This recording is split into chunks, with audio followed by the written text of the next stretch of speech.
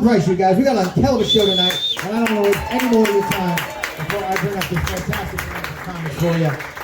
Our next comic coming to the stage, I've been seeing him perform for a couple of years now, way back in the days of the old first shop open mic, I think. And now I'm so excited to get a chance to bring him up here to the Starlite. So please welcome to the stage for the first time here at the Starlite, Jeremy Beck.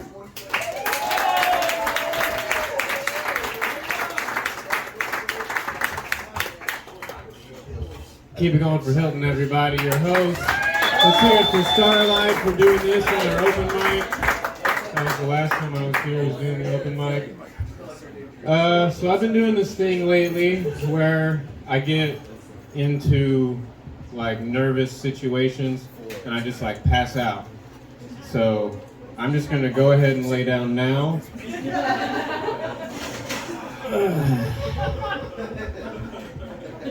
So the first time I passed out in public was at an open mic in Fayetteville. I passed out, and when I came to, I was surrounded by EMTs checking my vital signs, asking me questions. And they decided I was fine. They're like, yeah, you just had an anxiety attack and hyperventilated. And the guy who runs the open mic, the owner of the club, wanted to buy me a shot. You know, and I was like, I don't know, man, I just woke up. But the EMT said, as your current medical provider, I'm prescribing you that shot, so I took the shot.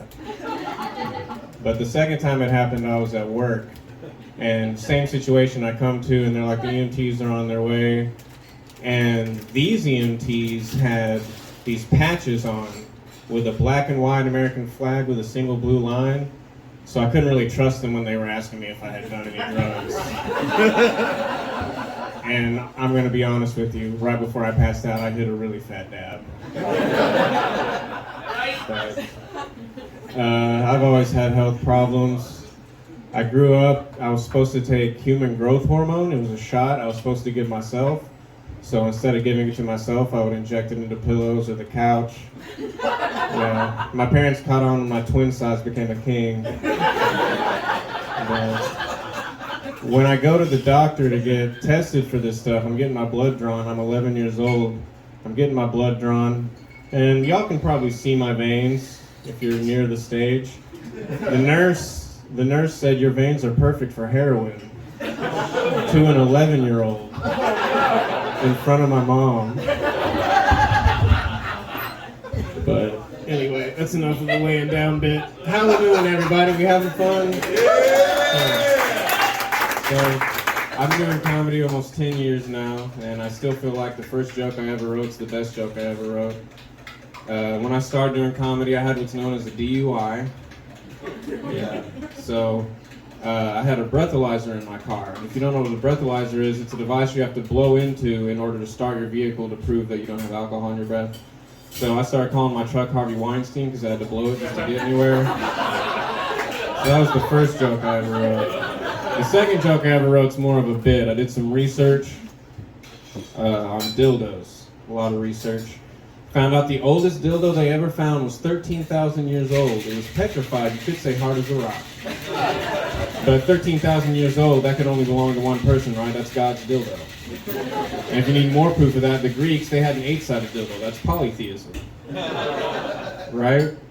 But the most fun fact I found out about dildos was that in 2009, there was a court case in Alabama trying to ban the sale of dildos and other sex toys.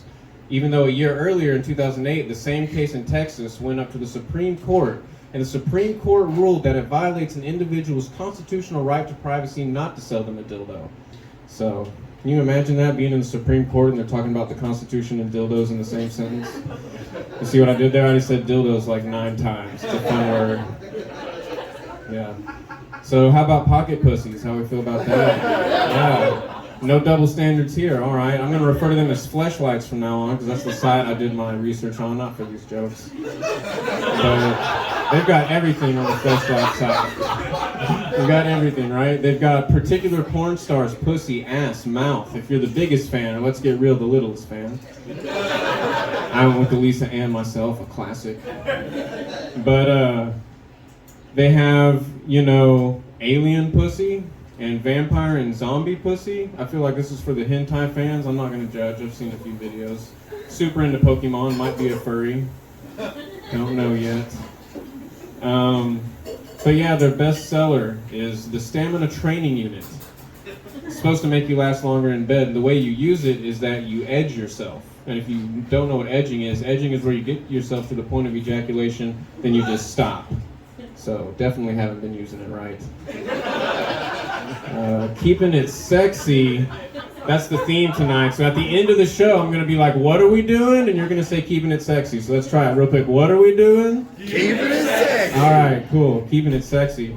So before I tried comedy, I was a musician, and my issue was I could never figure out what to play. Like, I would try to see what people were listening to nowadays, and I ended up on a playlist, 60s to 70s, Japanese, urban, new wave, acid jazz, chill hop, instrumental synth sample sets, open parentheses, club dance dub remixes, close parentheses, being live streamed with DJ_Kitten Mittens the Third. I'm not gonna lie to you, I made up that DJ, but that's a real playlist. All of those words. I don't know if that's specific or vague. I really can't tell. But I grew up white in the suburbs, so I listened to a lot of rap music, naturally.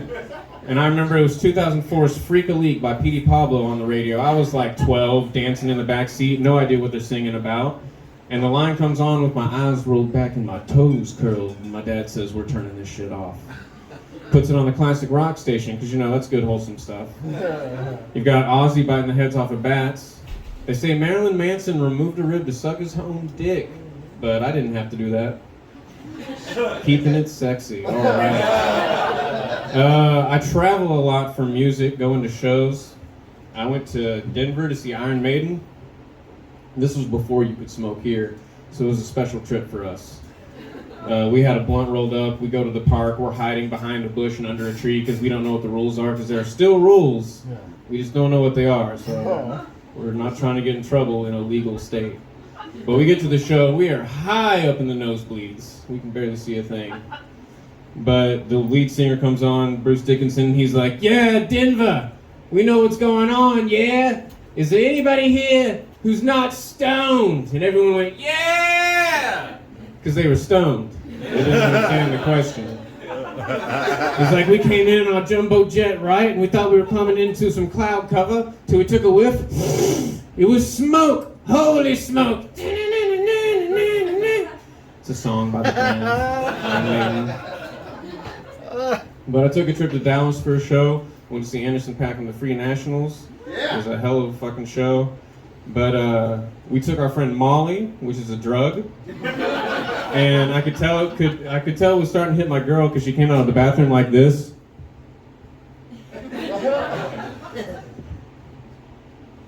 I just started my period.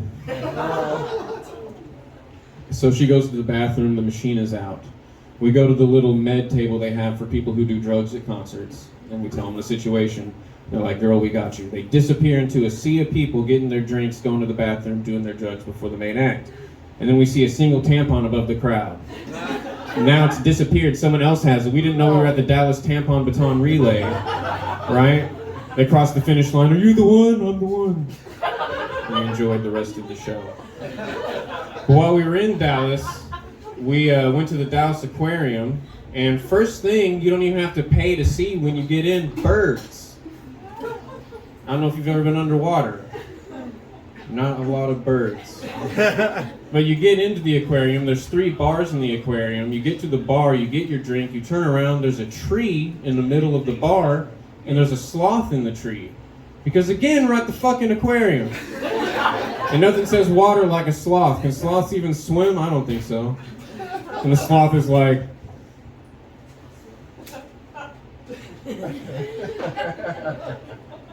give me that beer. But you can't, because he's working. And we go downstairs, right? We're looking through the glass. We're finally seeing some aquatic creatures, because we're at the fucking aquarium. And I noticed the manatee coming up to the glass. And there's some kids, you know, down there on a school trip. And the manatee comes up to the glass, and I notice a long, dark object underneath the manatee. Now, I'm not a biologist, y'all. I thought it was its dick. Right? I thought these kids were about to learn something about manatee anatomy. Turns out it was just a stick. He was just like, look, I don't even have opposable thumbs. I can use tools just like you. Of course, give them a few evolutionary steps. They're climbing onto land, claiming it under manatee destiny. Just like us. Just like us. Keeping it sexy. So they say that people used to mistake manatees for mermaids. I think that's interesting. I'm super interested into the occult magic and magical creatures, especially the unicorn. Unicorns are badass. I'm telling you, man. What's your name, bud? I'm Sam. Sam? Yeah. Unicorns. Badass. Fuck yeah. So the way you get a unicorn, according to the lore, is you take a virgin into the woods, and they can smell virgins because unicorns are related to the divine, like God, right? And what does God love? Virgins. But if you don't happen to have a virgin on hand, what you can do is dress up like a woman, go out in the woods, trap the unicorn. But if the unicorn realizes before you trapped it what's going on, they'll just gore everyone to death. That's what I'm saying, Sam. You're badass. Hell yeah. But I want to say a little bit more about magic because I did some research into sex magic, found out some interesting stuff I'd like to share with everyone. So sex magic, you think, is someone like, we're going to have this ritualized sexual encounter and it'll be magical, whatever. That's not the case. What you're supposed to do is think about what you want to manifest into your life as you ejaculate, right? Which means you can do it by yourself. I'm talking about masturbation, people. It's magical stuff. This is ancient secret knowledge that they've hidden for us to find. Because when you think about it, trying to manifest what you want into your life while you ejaculate sounds a lot like prayer. And why do you think you're supposed to pray in private? Yeah. And what a great guy Jesus was. He was thinking of all of us while he was jerking it. So, that's my favorite joke. It's called Jesus Jerking It. Glad y'all liked it. A couple more things I want to say. Going back on the music thing, there's this band, Three Dog Night, right? So the band Three Dog Night, their singer, prolifically, his dick exploded. It was a big story, apparently. He got so backed up that it split like a hot dog in a microwave. And that's a direct quote from an article. And I just want to think, like, what was he trying to manifest into his life at that time? You know what I mean? I don't want my band to be forgettable, but I don't think anyone's going to forget your dick exploded, man. But I really wonder if this was before or after they wrote the song Mama Told Me Not to Come. But I want to leave y'all with this. If you do cocaine long enough, you will write a book. Just give it a try. So I wrote a book about reptilian aliens in the government. It's pretty good. You can get it on Amazon for $14. If you read digital books, it's like $3. But I did a lot of research for this book into reptilians and what people believe about all this kind of stuff. Just aliens in general. Oh yeah, I brought this with me so I could show it. This is my MUFON card, which if you don't know who MUFON is, it's the Mutual UFO Network, which just means I'm really into aliens. Like, super into aliens. But, all right, y'all, I'm going to leave y'all with that. Thank you so much. Give it up for Hilton one more time.